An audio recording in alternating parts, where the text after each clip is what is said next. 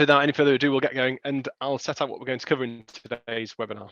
We're in essence going to cover what was stated in the webinar overview that hopefully you've all seen, which is in the first instance covering what carbon obligations might universities wish to impose on contractors. So fundamentally, what are the university's requirements around carbon net zero?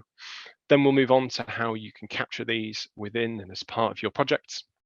And typically that's dealt with through both the procurement process, which Deborah will cover, and then contractually as universities' requirements are embedded into the relevant contracts. So Ian will be walking through some of the different mechanisms and remedies for enforcing carbon and sustainability requirements and obligations. And Andrew, lastly, as I mentioned, we'll touch on the role of heat networks and how they can help universities achieve their net zero aspirations. So Roy touched on this at the start, so if I just cover the final piece of housekeeping, if you've got any questions throughout, please feel free to write them in the Q&A box, write them as you go. I think everyone can see them, but feel free to jot them in so you don't forget them. And we'll essentially collate all of them and hopefully have about 15 minutes at the end to go through as many as we can. So write them in and we'll pick them up at the end. So, carbon obligations and which universities may wish to impose on contractors. The fundamental questions are: what goal or goals has your university set itself regarding carbon net zero, and how are you going to achieve them? Universities across the UK are throwing their weight behind the government aims to cut carbon emissions as soon as practically possible and achievable. And I suspect these are in part covered by the university strategies, policies, university master plans, which are likely to cover a broad range of carbon, climate change and sustainability related commitments. Given the portfolio and nature of a university's estate, there are a vast amount of buildings and facilities that will all affect the university's ability to reach net zero, whether that's student accommodation, teaching spaces, lecture theatres, libraries, or sports facilities. So universities really need to consider how carbon is used, monitored, and reported at each of these, and what needs to be done at each in order to reduce that carbon footprint, the energy consumption, along with other key sustainability metrics around water, waste, biodiversity, and others. So we're going to cover how you can embed carbon commitments in the procurement process and what contractual levers you can use within your contracts.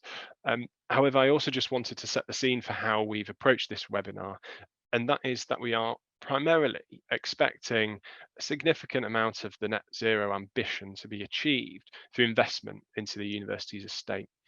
And often it's likely to include some form of works, whether these are the construction of new facilities and embedding the university's requirements into those projects, or works to, or the refurbishment of existing facilities to improve their efficiency.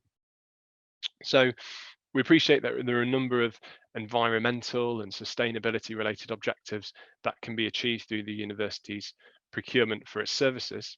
And Deborah will touch on those in the procurement section.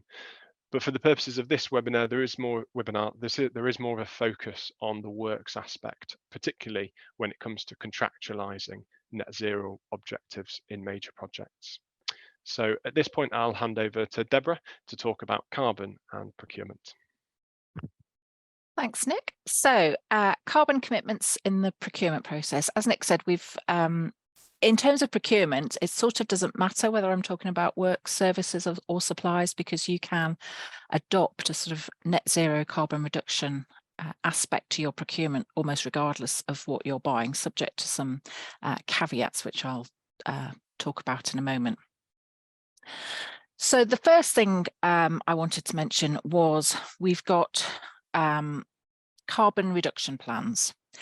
So PPN stands for Procurement Policy Note, for those people who are on the call who aren't necessarily familiar with procurement.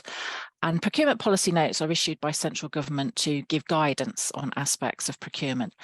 And sometimes the policy notes apply to everybody who's subject to the public procurement rules, and I'm making an assumption that most of you are here.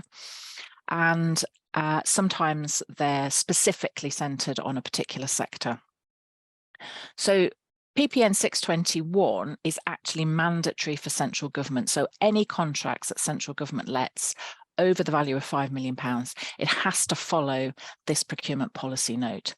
But having said that, it is available as a template, it's available as general guidance, and so whilst not mandatory, it can be used on a voluntary basis by other contracting authorities such as universities.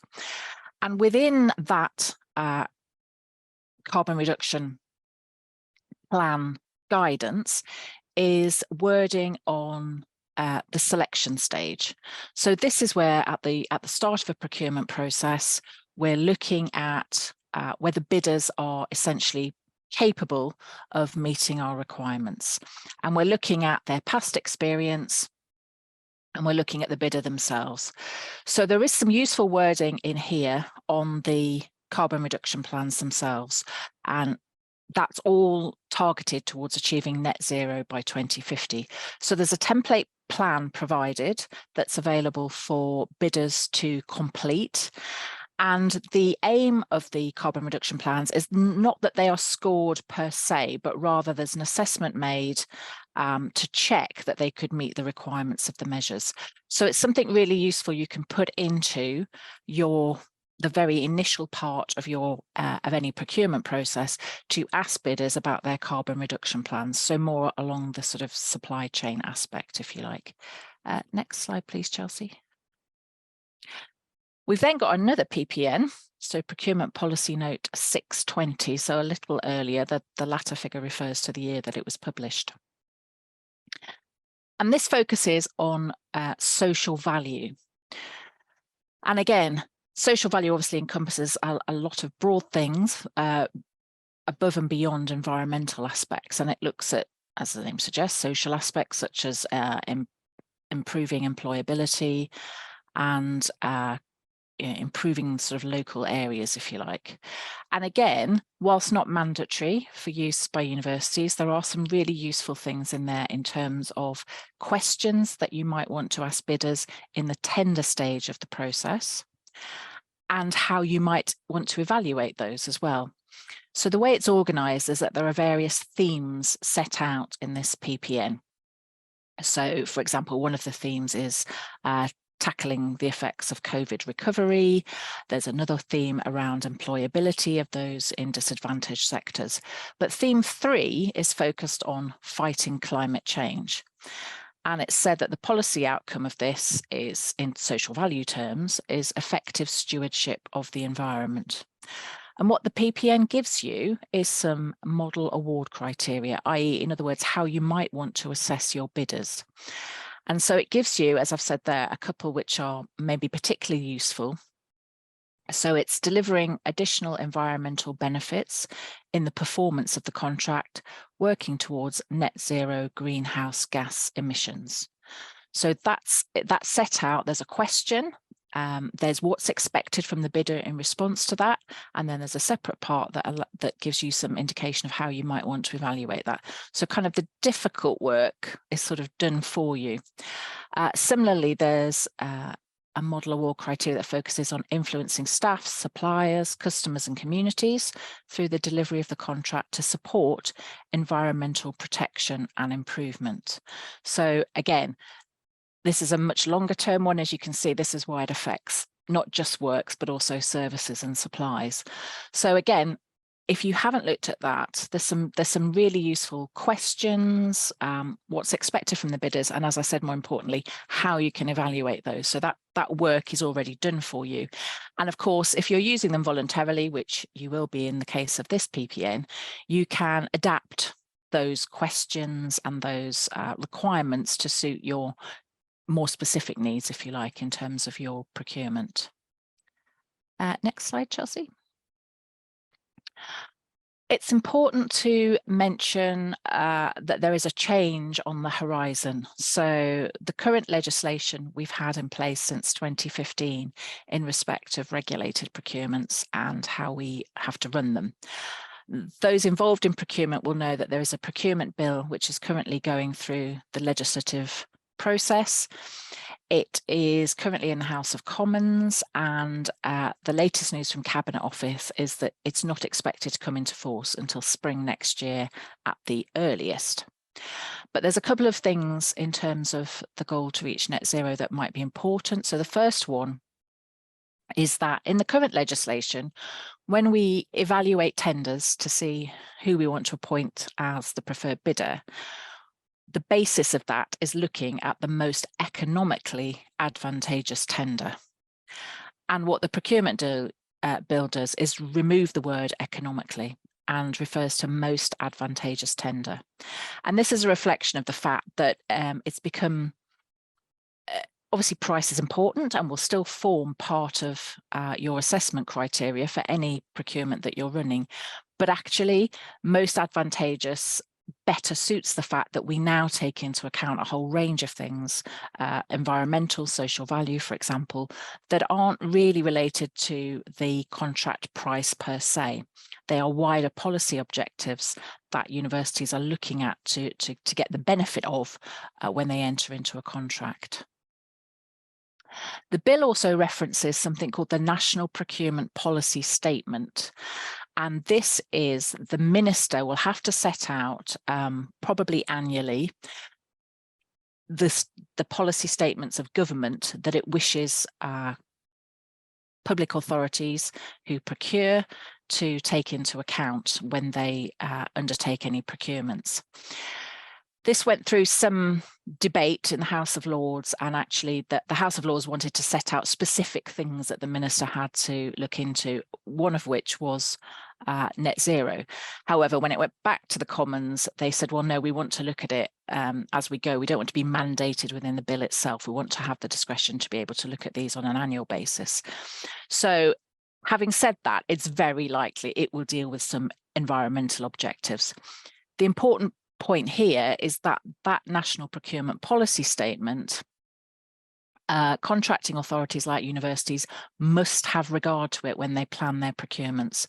So whatever eventually comes out in that policy statement, which we think will include environmental objectives, you must have regard to it when drawing up procurement strategies. We don't know as yet whether there's going to be any financial limit on any of those, so we'll just have to watch this space in terms of that. And I think I'm handing over to Ian now.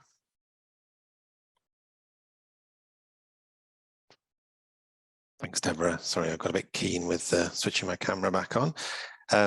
So yes, as Nick said at the outset, I'm going to focus predominantly on projects where there's construction work, as that's perhaps where some of the largest long-term gains in reducing carbon will be seen.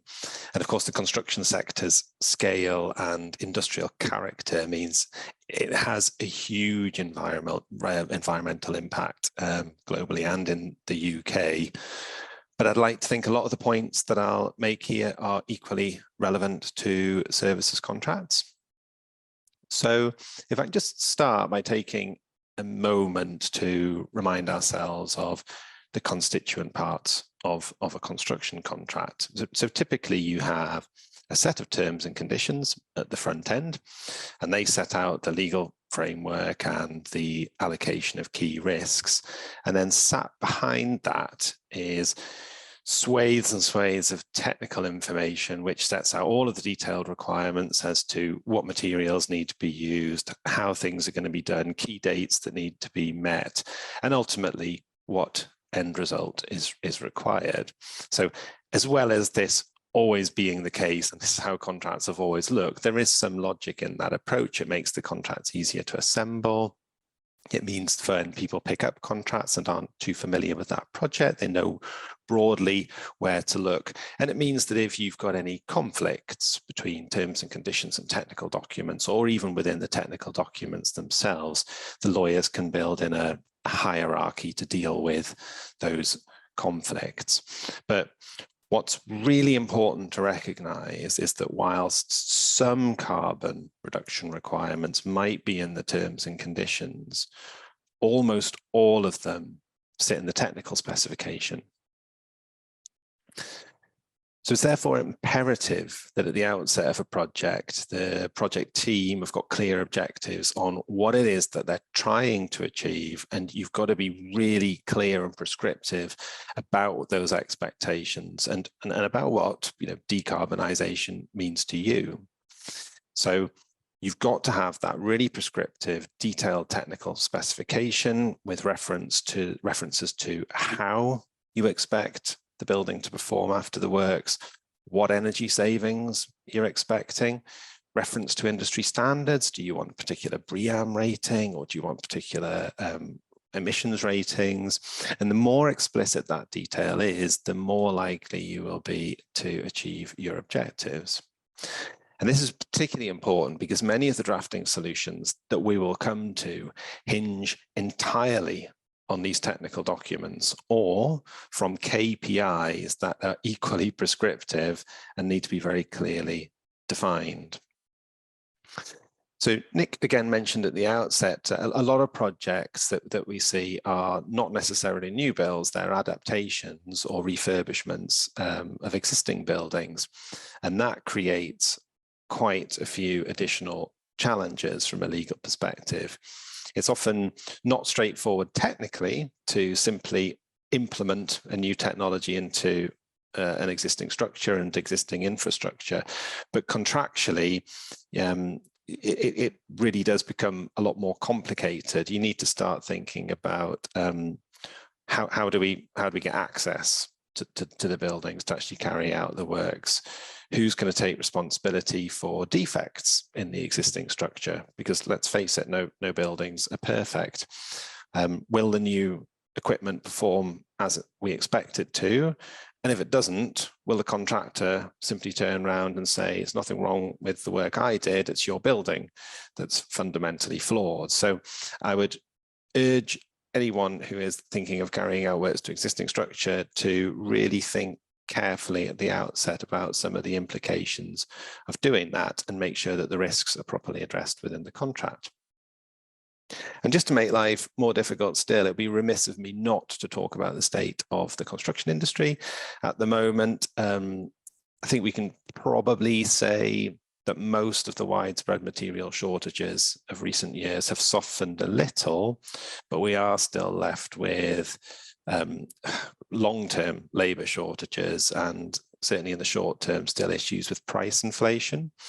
So as a result of that, what we're seeing on a number of projects is contractors keen to secure prices for kit and have that kit manufactured and paid for and, you know, kept off site until it's required to be installed as part of the works.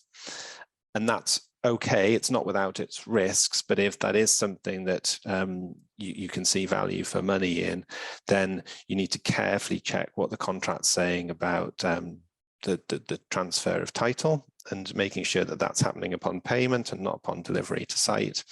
And also make sure that you've got something like a vesting certificate to ensure that that kit is properly insured, it's properly protected off-site, and critically, it is properly labelled to say that it has been paid for and is for your project, because in the event of insolvency, you need to have that kind of security.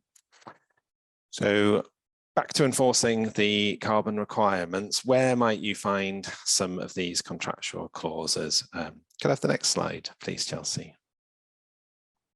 Thanks.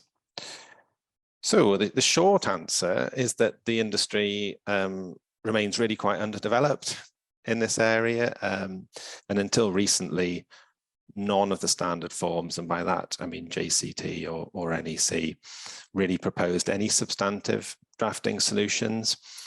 As I mentioned already, I think the reason for that is because a lot of the time the lawyers and the legal commentators feel that the most appropriate place for carbon requirements is in the technical specification, and to some extent we just want to stay away from that, but that is changing.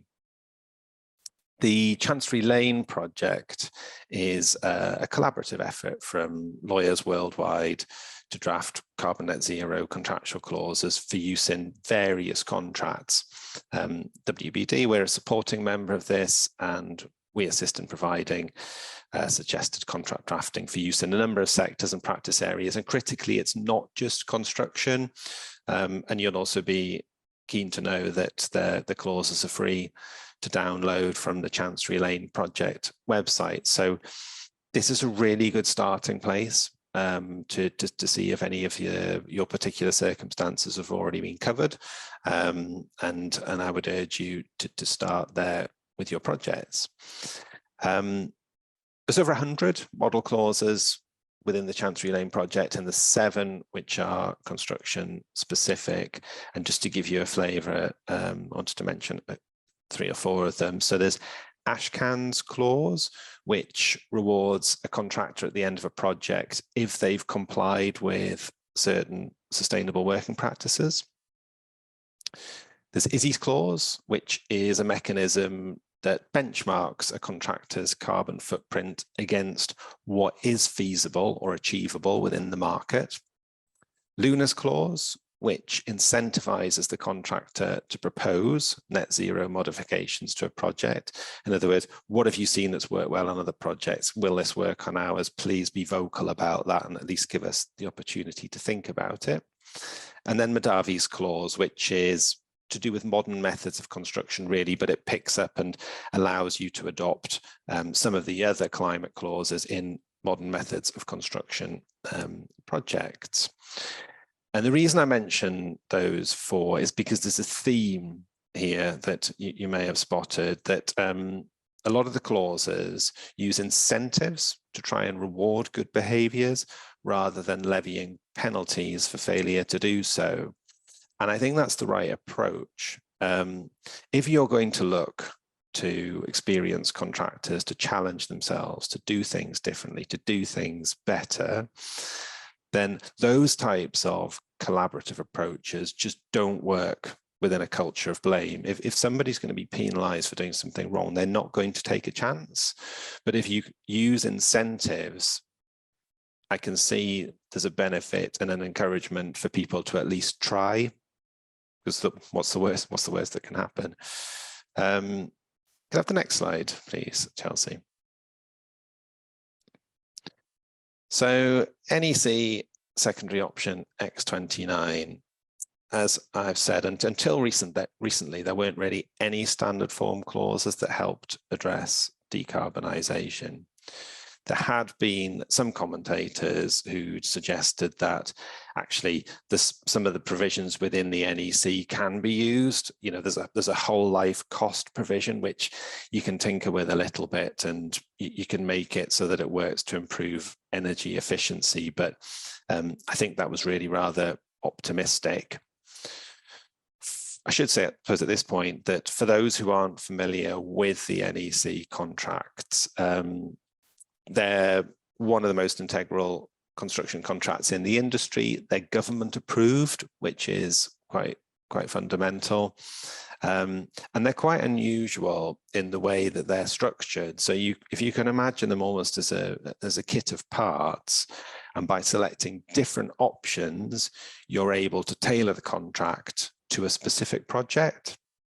So incredibly flexible contracts, and a lot of that flexibility lies in what we call secondary options. And those secondary options, you state at the outset, at the beginning of the contract, they either apply or they don't apply. And this particular one, NEC secondary option X29, was published in July 2022, and you can use it on the majority of the NEC 4 contract suite. It's got a really good set of guidance notes, which I would urge anyone thinking about using it to look at. They're not very long, they're only 2 or 3 pages, but they give a really good introduction as to what it's intended to achieve, how it's intended to work, and indeed there's some examples of how you can complete some of the appendices that it requires. The guidance notes also state the intention, which is to reduce the impact of the creation, operation, maintenance and demolition of the works on climate change. And it does that using 3 distinct mechanisms. The first, and perhaps the most significant, is it brings in this concept of a set of climate change requirements that drop into the scope. And those climate change requirements are supposed to cover things like how much recycling you're going to expect from the contractor. Are they going to be using renewable power? Are they using electric vehicles? What are they doing to reduce waste generation, to design out waste from the project, all of that kind of thing. So that it gets right to the heart of the scope of the project and the consequences of failing to meet those climate change requirements will depend to some degree on the nature of the failure. If you've specifically said you want something to be achieved within your works, so it might be a particular, a BREEAM rating or whatever, then if they fail to achieve that, then that becomes a defect, and that is dealt with under the contract accordingly for breach of contract, and ultimately it could be termination, depending on severity. But if the breach is how something is supposed to be done in order to carry out the work, so you've asked for electric vehicles to be used on site and they haven't been, then it's not a defect, but it's still technically a breach and needs to be corrected. So there's quite a lot of work that's required to go into the completion of those climate change requirements, but they are an important document, and breach can be dealt with quite severely under the contract. Supplementing the climate change requirements is a performance table, and that's there. It's almost like a set of KPIs. So it's distinct from the climate change requirements, but it's putting in place some kind of performance indicators to try and encourage good behaviors from the contractor on site.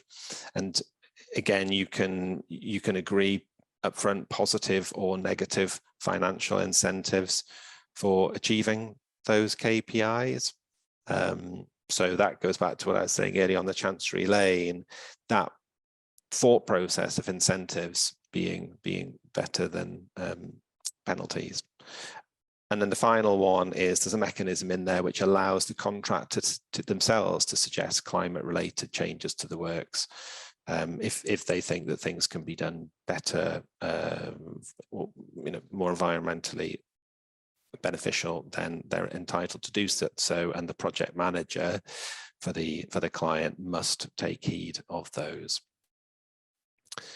So the introduction of clause X29 is really quite significant, I think, for two reasons. First, it's the first clause that I've seen that directly addresses climate change, and that's been made within any of the leading construction industry forms of contract.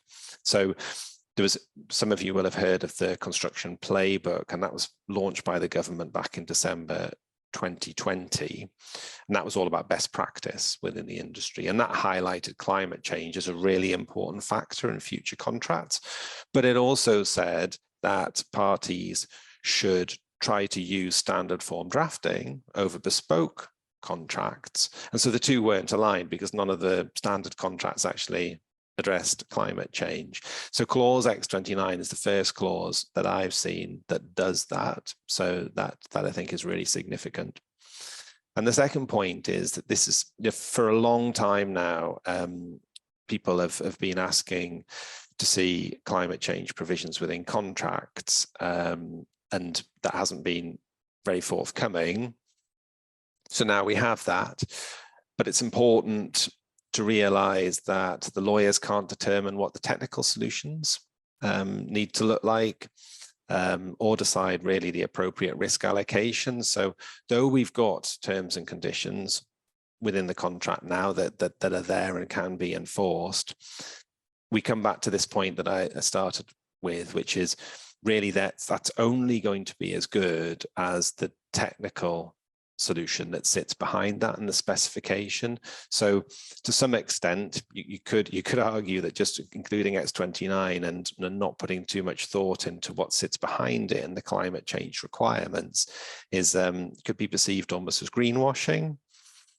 So this is just a to finish, the point here is that the terms and conditions can exist, but all the hard work still needs to be done to make sure that what you're specifying is precise and detailed and sitting within the climate change requirements.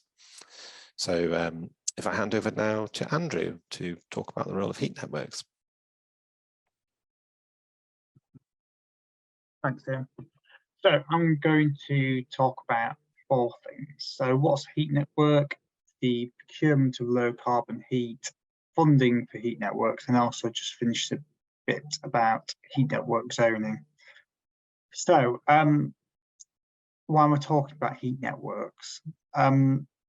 The UK has made significant strides forward in the last 10 years in relation to decarbonising electricity, chiefly driven by use of things like solar and also wind projects. We've made very little progress in relation to decarbonising heat. And the government recognises now that one of the ways to try to address that is through the use of heat networks. And they're trying to do that both through regulation and also through funding, both of which I'll talk about more later. So a heat network itself is a bit like a central heating system, but on a much larger scale. So you have a heat source, which heats water. The water passes through underground insulated pipes to other buildings. The water reaches the other building, and there it will meet a heat exchanger. The heat exchanger transfers the heat from the water into the heating system in the building. So the heat passes from the network into the building, but the water doesn't. They operate as 2 separate systems. The water will then travel onto other buildings, deposit more heat before returning back and being heated again. So it's on a loop. The heat source for heat networks can be any number of things. So it can be air source heat pumps, it could be ground source heat pumps, it could be water source heat pumps from mine water or rivers or from sewers. It could be energy from waste plants, it could be a gas CHP boiler, it could be an electric boiler. The heat network itself is agnostic as to what its heat source is. They should work with most heat sources, which makes them very flexible, so they can adapt over time. The networks are typically found in urban areas, and that's mainly because for a heat network to work efficiently, you need to have the heat source relatively close to the consumers of the heat, and you're more likely to find the required heat density within an urban environment. You do get heat networks in rural environments, but they tend to be rarer. So if these are a low carbon way of accessing heat, how is that heat accessed? How do you get low carbon heat? It's worth saying before talking specifically about heat networks, there obviously are other ways to get low carbon heat through getting your own air source heat pumps or other means, but I'm just going to look specifically about the heat networks for the moment. So the starting point with a heat network, if you're wanting to connect, is there a heat network in your area? So unlike the grid, where you can rely on the fact that you're likely to be able to connect irrespective of where you are, heat networks are area specific because of the need to be close to the actual heat source. I've included a link in the slides to the Heat Networks Delivery Unit project pipeline. If you go on there, that's got a list of the heat networks which have been developed and those which are also in development. So you can go on there to see if there is a heat network in your area. I suspect if there is, you possibly already know about it, or potentially they may have already approached, if not you, but your institution.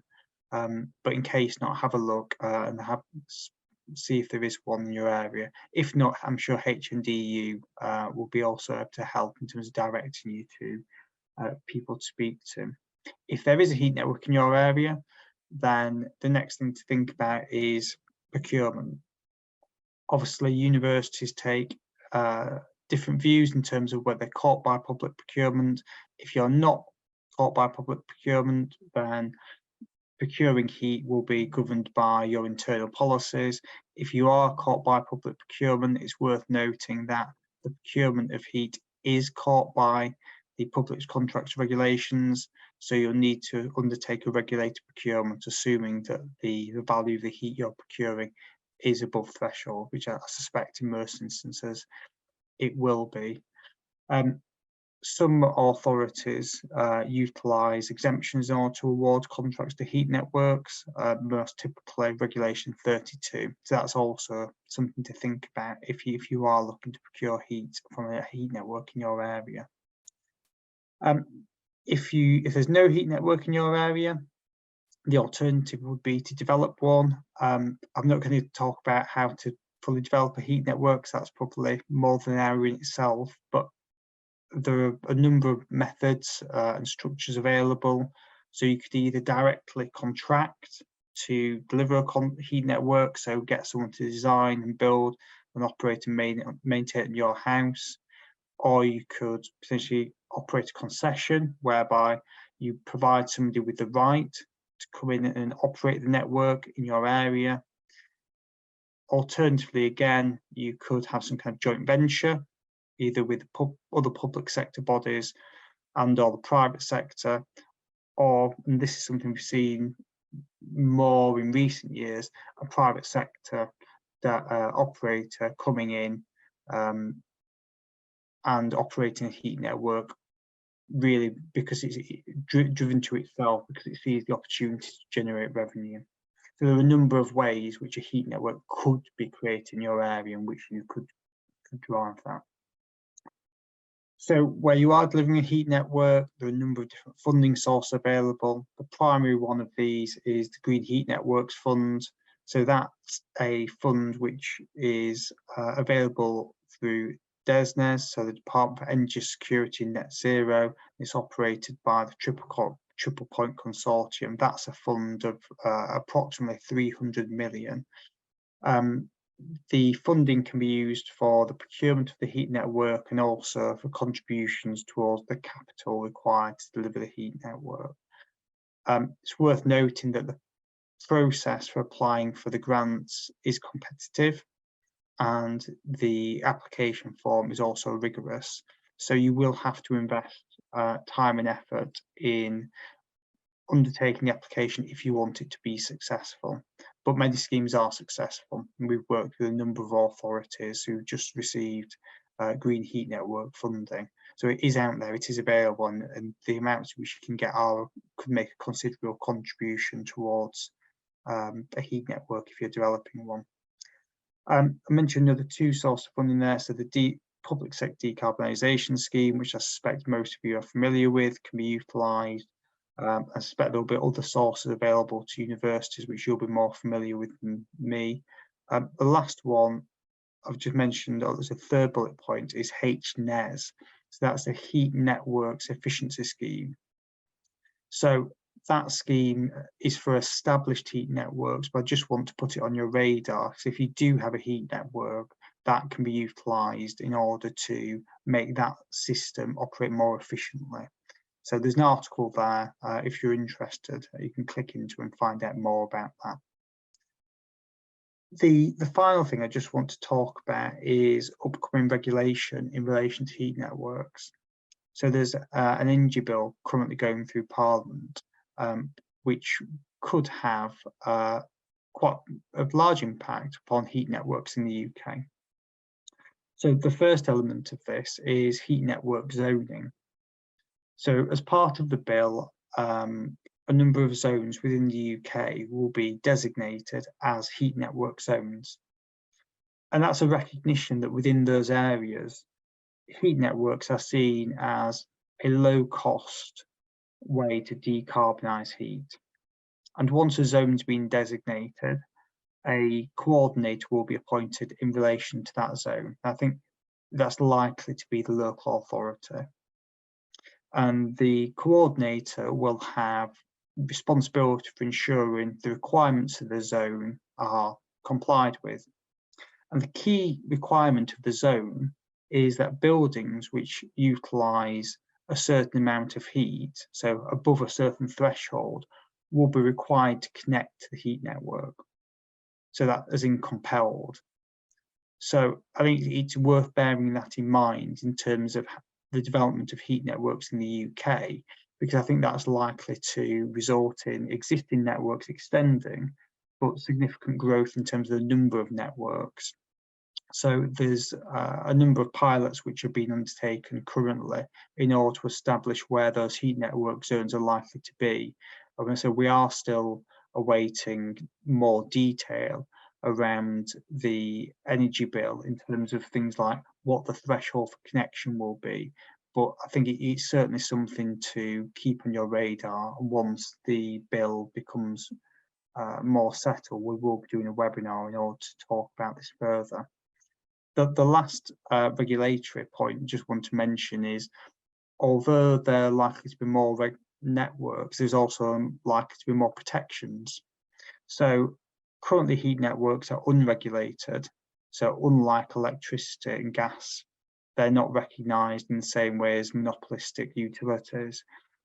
Because of the greater number of heat networks likely to be resulting from heat network zoning, Ofcom is going to be appointed as the regulator for the sector, and that's also capturing the same energy bill. There will be greater protections if you are merely a customer of a network, and there'll be more restraints on you if you're an operator of a network. I'm going to stop there and hand back over to Nick for the Q&A. Thanks, Andrew.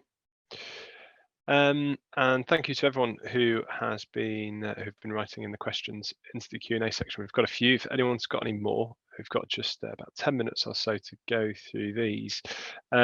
So I'll go through them and try and direct them to who's possibly best placed to respond. So the first one is, what major ethical issues should be considered when selecting a contractor in the tendering of a building construction project, and how will the selection influence the project outcome?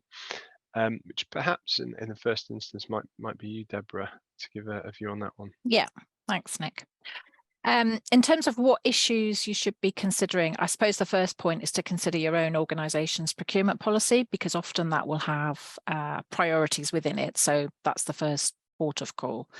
I think in terms of issues more generally, then I suppose we're thinking of things like environmental, which is the purpose of this webinar today, but also things like labour practices within supply chains. So looking at the elements of modern slavery, payment terms to subcontractors, those kinds of things.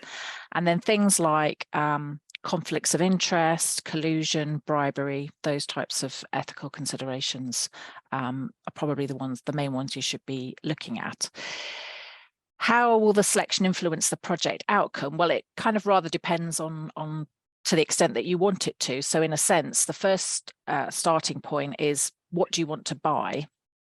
And how can you actually build into that specification some of those elements that I've talked about? So, for example, you can specify more sustainable materials, for example. That's an easy one. And then going through the procurement process, obviously you've got your specification, then you've then got your selection. So you'll be looking at things like modern slavery statements, payment terms to the supply chains, asking for policies on certain aspects such as conflicts of interest and so on. Then you come to the award stage, and again, you'll be looking at specific proposals that contractor is putting forward in terms of its delivery of the project and how it's going to embed some of those ethical considerations into its delivery. And again, how it affects the eventual outcome depends on some of the weighting that you're going to give to those award criteria, how important it is to your organisation in terms of the overall balance of price and quality, for example. And then finally, those aspects should be incorporated into the contract so that it's a contractual term as the contractor delivers. Does that help? Thanks, Deborah. I'll give it a thumbs up on the Q&A chat. Thanks. Thanks, Deborah. Next one, one for Ian, I think. Presumably there is nothing yet in the JCT suite of contracts that's the equivalent to NEC's X29. Do you know if that's the case, or is there anything in the pipeline? Yeah, that's an interesting question. So no, is the short answer. There's nothing in the JCT yet, although I suspect some people would argue, well, although there's nothing in the terms and conditions, this comes back to this point about the technical specification. If you are explicit in your output specification or in your employer's requirements that you have certain decarbonisation targets, then that does make its way into the contract through the ordinary definition of carrying out the works, but there's nothing as precise and direct as X29. The JCT is due to be redrafted. They've been saying that it's going to be late 2023, but I think we're all expecting it's probably going to be early 2024 when there'll be a new JCT contract. I've not seen any consultation drafts. I expect that they will want something in there akin to X29 because it looks a little out of date not to do that. But I think it's going to be interesting to see how it's worded, because whereas the NEC is this collaborative contract, and a lot of the mechanisms in there are about working together and incentivizing, the JCT takes a very different approach. It's far more adversarial. That's your risk, that's my risk. So it'll be interesting to see how they do it, and I suppose they might use one of the supplements, which tend to be a bit more collaborative than the contracts themselves. But no, nothing yet, but I expect there will be, but really intrigued to see what it looks like. Thanks, Ian. The next question, one is quite a technical one. I'm not sure if anybody in this call will be able to answer it, about whether hydrogen is going to be a viable option to replace gas. I don't know if anybody's come across that one. I'll hazard into that ground, Nick.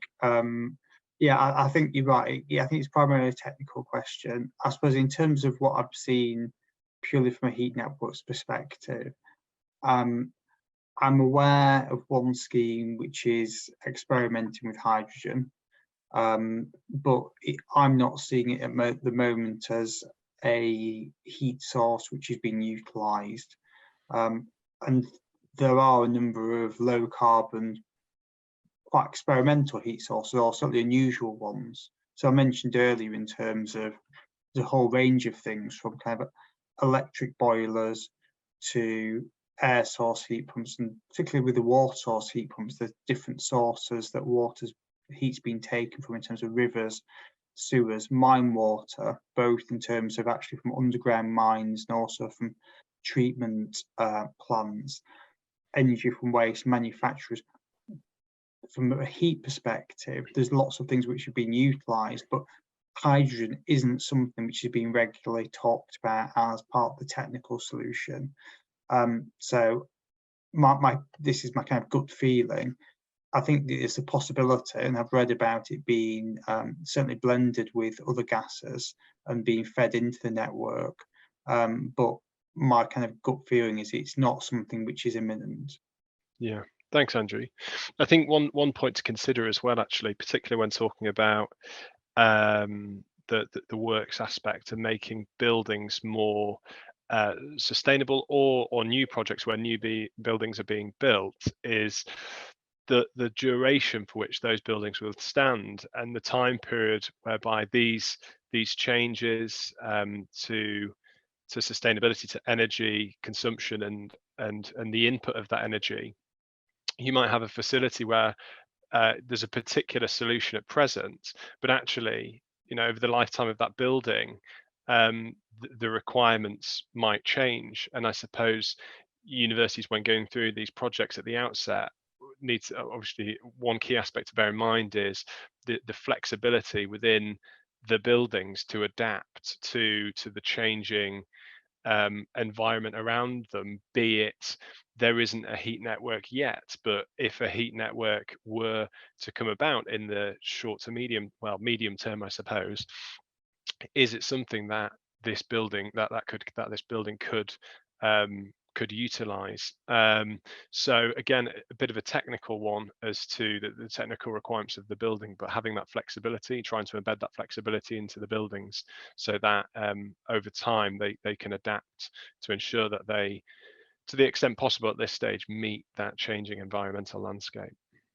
Just to add very quickly to that, Nick, I think part of it is in terms of flexibility in your contract, flexibility in terms of the scope of the procurement, in terms of what's within that initial outline, but also just in terms of thinking about risk pricing at the start of the project, because certainly in terms of some of the longer term contracts we put in place, we try to think about whether that point around changing technology, who that risk is best taken by, particularly if you know that the original plant is likely to be replaced during the term of the contract. That risk sometimes sits better with the customer rather than asking the contractor to price up for an unknown technology at the point at which they enter into the contract.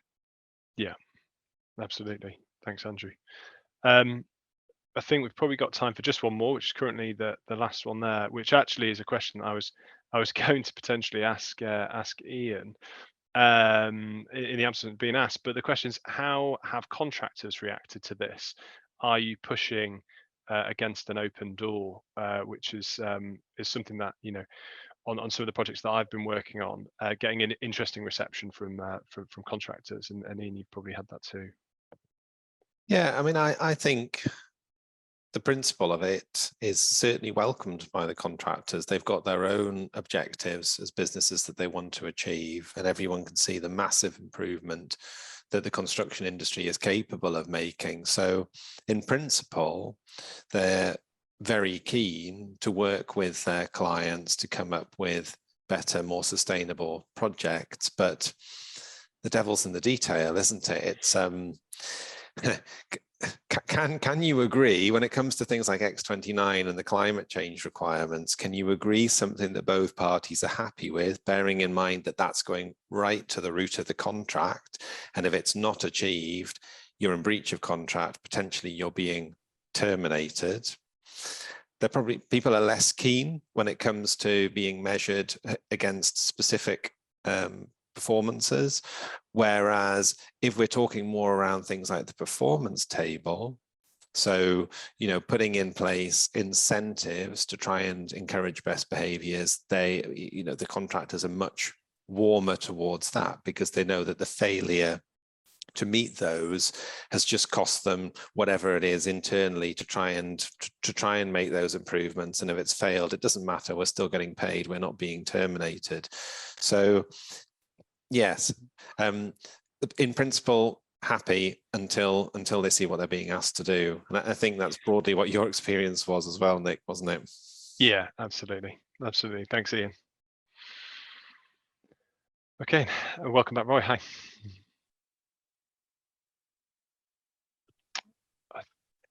I'm not getting any audio. Are you on? Is there a mute? Oh, 2 mute buttons. There we go. There we go. That was excellent. Thank you very much indeed. It's a lot of information packed into an hour. I think it actually could have gone on for over a number of sessions actually, but lots of really useful information. So that's really good. There was a further question in the webinar chat. We'll take that offline and perhaps put it in the information that we send out afterwards. Have you got your contact details within the pack? I know you're on the Q&A slide at the moment. Is there contact details? Certainly add them if they're not on there. Yeah, thanks. I think maybe slide 3. Yeah, can I add in some email? Yeah, excellent, perfect. excellent. So they're all there should people want to engage with Womble Dickinson on this. Like I said at the start, we've got for our members, we've got HE contracts where the information with regards to accessing your service through LUPC or through the relevant consortia is available to members. If anyone has any further questions beyond the event, drop them through to me and I'll share them out and we'll try and answer anything that you do have. But there we go, at 11 o'clock. Thank you very much indeed all for your time. Thank you for those attending and look forward to engaging with you soon. Thanks very much. Thank you. Thanks, Thanks, everyone. Thank you. Bye. Bye. Bye. Bye.